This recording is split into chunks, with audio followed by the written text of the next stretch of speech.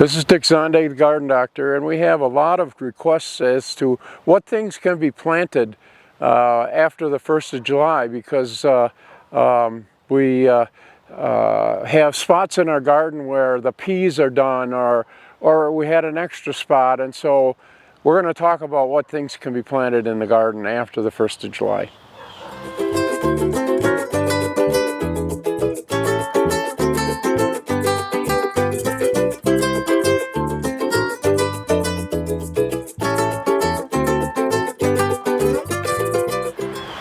Okay, we're back, and I've got a spot in my garden here where I worked up last night. We've been really dry, so what I did overnight is I let the oscillating sprinkler sprinkle on here so we at least had some decent ground to plant our plants in. And so we're going to talk about a few things that can be planted after the 1st of July so that you can have a harvest yet. First thing you want to do is check for your first frost date. And the easiest way to do that is to just Google, first frost date, and it will take you to a site. Now the site that it took me to was the Farmer's Almanac, and so you had to put your zip code in, and then it gave you the first frost date and the last frost date in spring and a couple of other good things that you should know. And so what it said was our first frost date for 53956, which is our zip code, was October 5th. So you want to figure back October, so we've got like 70 to 80 days to maturity. And so what you want to do is check the seed packet or check the catalog, because we tell you in the catalogs what the number of days is to maturity, and find the vegetables that you want to do.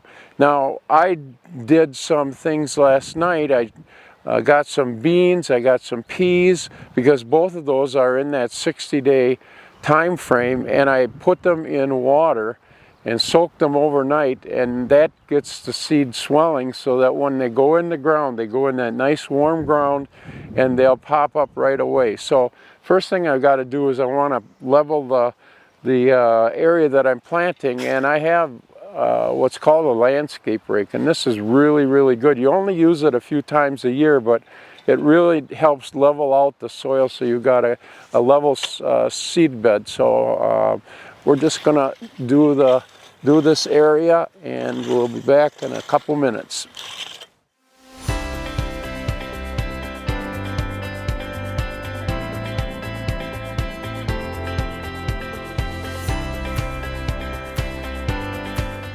Some of the things that you can plant after the 1st of July, we figured out that we have 60 to 90 days to maturity. We're going to plant beans, peas, we're going to plant some cauliflower and broccoli that was left over from the spring.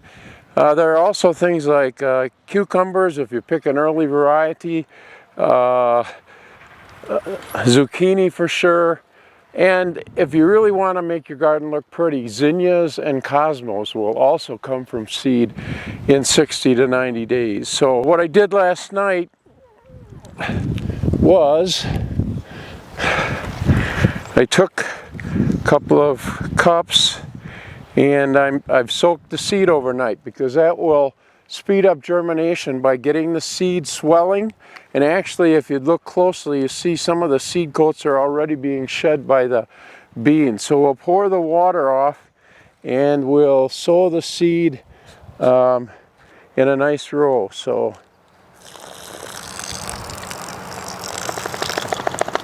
you're going to help, Wing? Hope you won't dig them up.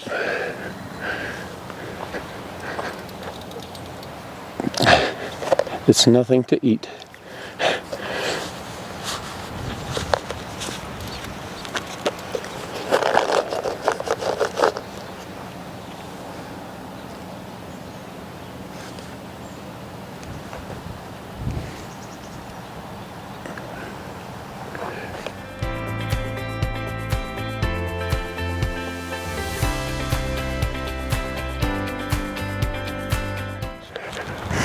Wanted to show you up close. The beans have swelled to probably twice the size that they were when I put them in the water. Well, maybe half again the size, because In fact, you can see here, they're already shedding their seed coat, which means that they will come up very, very rapidly.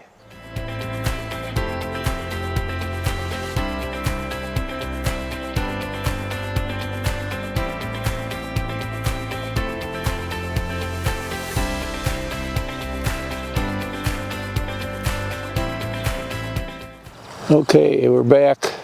Now I'm going to make the row for the peas, and what I'm going to be doing later on is I'm going to be moving the trellis that we put in the raised bed garden to this garden, because the peas that are in the raised bed garden are starting to go downhill fast because the hot weather is here, and peas and some of the other vegetables love the cool weather, not the hot weather. And so what we're doing here is we're planting them in July. Hopefully they come up nicely, and then they'll mature in the cool of the fall. And so I did the same thing with the peas that I did with the beans.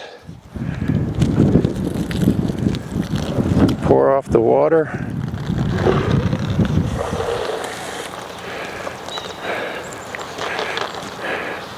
And you can see that the seed coats are already splitting on the peas, so we should have really good success with the peas also.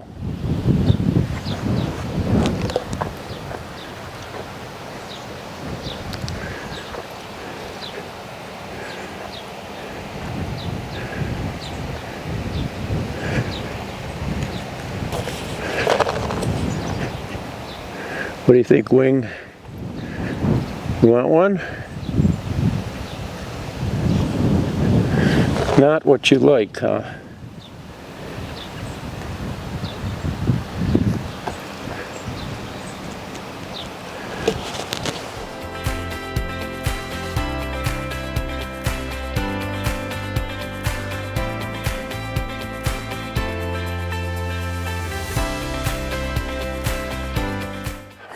Okay, the variety of pea that I just planted was Carina, and that Carina is a 58 to 63 day pea, so hopefully it'll start coming up, and we'll have peas in the fall.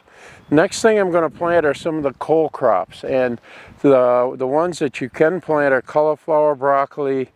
It's too late for Brussels sprouts because they take the whole season, but cabbage can be planted now, the early cabbage like Stonehead, and even kohlrabi can be planted right now, and you'll get a nice fall crop. So we'll separate out the two things that I brought over and get them planted. So I've got snow crown cauliflower, and one of our really good broccolis, Bell Star. Oh, and Bell Star broccoli, yes. You gonna help?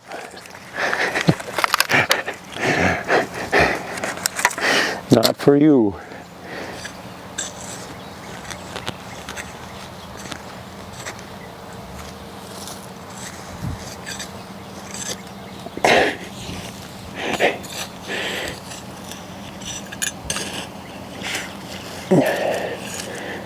Gonna plant these about 10 inches to a foot apart.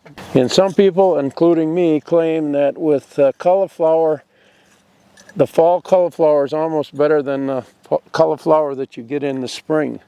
So we'll be back when in the fall, when this cauliflower matures, to see what nice heads we get out of it. In the background here you can see my onions. Remember, onions need to have extra water because we've had a very, very dry summer. I think it's been a month since we've had a good rain. Once in a while we'll get 1/10 of an inch, but that hardly wets the surface. So we've had to do quite a bit of sprinkling, and I do it with an oscillating sprinkler. But next year we will have this whole garden under trickle irrigation, so I don't have to worry about watering quite so much. By the way, if these videos are are giving you good information, or information that you can use, please subscribe to the channel and hit the bell so that when we produce a new video, you'll have notification that we've done it, because we're going to be doing a lot of them now that the summer is coming and a lot of things can be done. Right, Wing? Right, old girl, yeah. You're Grandpa's big helper, aren't you? So we have our July garden planted. We'll check back in a month or so to see the progress.